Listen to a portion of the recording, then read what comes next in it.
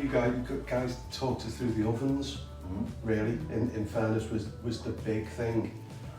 You sold us on two, and you sold us on the functionality of those two, which is just absolutely incredible. There's so many different cooking options from as you say, from what used to be 2 boxes on the wall that got hot.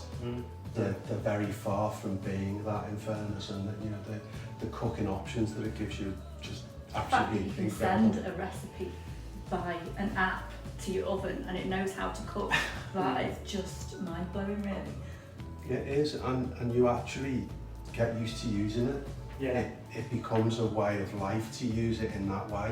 And it's funny, isn't it? Because you use your phone to control so many other things, don't you? You use apps to do many other things before. Yeah. But whenever I say to somebody, that our cooker can do this, they say, well, why would you want it to do that? And I think the answer now is, why wouldn't you? Yeah, I think I've become a complete advocate of it. The flexibility of it is excellent. Yeah. And now you've used the ovens, what would you say your best creation so far is in terms of food? You can't say fish fingers now. No, the fish fingers were a triumph, and there's a bit of a funny story about the fish fingers though, in the sense that when I looked at the pack, which I always would have looked at the pack to say, how long does this take to cook? Yeah. It said it would take 12 minutes, and I would normally put them in for 12 minutes, or I would normally stood there and looked at watch for 12 minutes.